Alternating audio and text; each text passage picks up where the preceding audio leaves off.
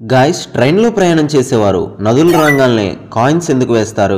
మనం రోజు వాడే టూత్ బ్రష్లను టాయిలెట్ రూమ్లో పెడితే ఏమవుతుంది?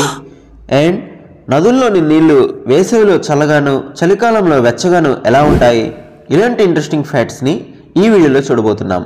వీడియో చాలా ఇంట్రెస్టింగ్గా ఉంటుంది. సో దట్ వీడియోని ఎండ్ వరకు చూసి వీడియో నచ్చితే డెఫినెట్గా లైక్ చేసి మీ ఫ్రెండ్స్తో వీడియోని షేర్ చేసుకోండి. ఇక వీడియోని అయితే స్టార్ట్ చేద్దాం. Fact number 1. చాలామంది టెంపుల్స్కి వెళ్ళినప్పుడు అక్కడ ఉండే సరస్సుల్లో నదుల్లో కాయిన్స్ వేయడాన్ని మనం గమనించే ఉంటాం. రైళ్లలో వెళ్ళేటప్పుడు కూడా కృష్ణ గోదావరి బ్రిడ్జిలపై నుంచి కూడా ప్రయాణికులు రూపాయి వేలలో నదుల్లో పడేస్తుంటారు. కానీ అలా ఎందుకు చేస్తారు? కొంతమందికి తెలియక సందిగ్ధంలో పడుతూ ఉంటారు. అయితే నదుల్లో ఆలయాల్లో ఉండే కొలనుల్లో కాయిన్స్ వేయడానికి చాలా కారణాలే ఉన్నాయని పెద్దలు వివరిస్తున్నారు. పురాతన కాలంలో రాగి నాణేలను ఎక్కువగా ఉపయోగించేవారు. వాటిని ప్రవహించే నదుల్లో సరస్సుల్లో వేయడం వల్ల నీరు స్వచ్ఛంగా మారేదని నమ్మేవారు. రాగి పాత్రలు రాగి నాణేలకు నీటిని శుభ్రం చేసే గుణం ఉంటుంది. ఇది శాస్త్రీయంగా కూడా నిరూపితమైంది. అయితే పురాతన కాలంలో రాజులు ఈ విషయంపై ప్రజలకు అవగాహన కల్పించేవాళ్ళు. రాగి నాణేలు వేయడం వల్ల నదిలోని నీరు శుభ్రంగా మారుతుందని, దానివల్ల ఆ నీరు తాగేందుకు పనికొస్తుందని వివరించేవాళ్ళు. అందుకే ప్రతి ఒక్కరూ ఈ పనిని ఒక విధిగా చేసేవారు. ఎందుకంటే అప్పటి కాలంలో అందరూ నదిలో లభించే నీళ్ళనే తాగేవారు. ఇప్పటి మాదిరిగా ఫిల్టర్ మినరల్ వాటర్లు అందుబాటులో ఉండేవి కాదు. అందుకే రాగి నాణేలను నీటిలో వేసి నీటిని శుభ్రపరిచేవారు. పూర్వకాలం నుంచే ఈ విధంగా నదిలో నాణేలు వేయడం ఒక ఆచారంగా ఉండేది. అయితే ఈ రోజుల్లో ప్రజలకు దీనివల్ల ఉపయోగం ఏంటనే విషయం కూడా చాలామందికి తెలియకుండానే ఆచారంగా వస్తుంది. దీన్ని చాలామంది ఫాలో అవుతున్నారు. అయితే ప్రస్తుతం రాగి నాణేలు కనుమరుగైపోయాయి కాబట్టి ఇప్పుడు మనం వాడుతున్న నాణేలు నదిలో వేయడం వల్ల ఎలాంటి ఉపయోగం లేదు. వీటి వల్ల నీరు శుభ్రం కాదు.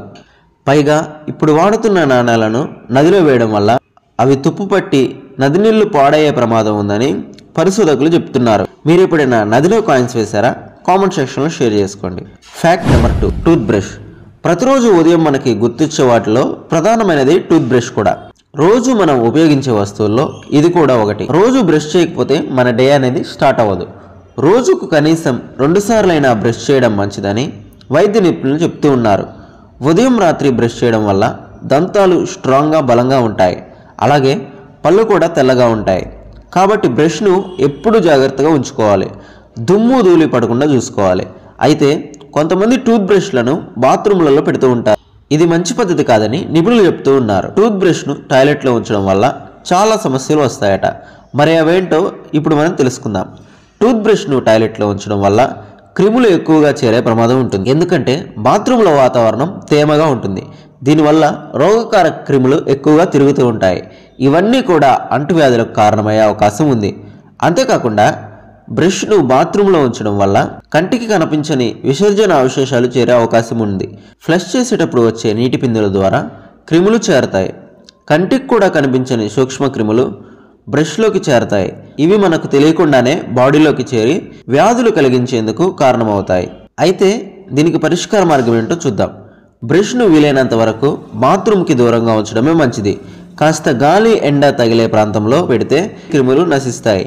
ఒకవేళ కుదరని సమయంలో బాత్రూంలో పెడితే బ్రష్ కేసులు వాడటం మంచిది. దీనివల్ల క్రిములు చేరకుండా ఉంటాయి. అలాగే అప్పుడప్పుడు టూత్ బ్రష్లను వేడి నీటిలో ముంచి ఉపయోగించడం చాలా మంచిది.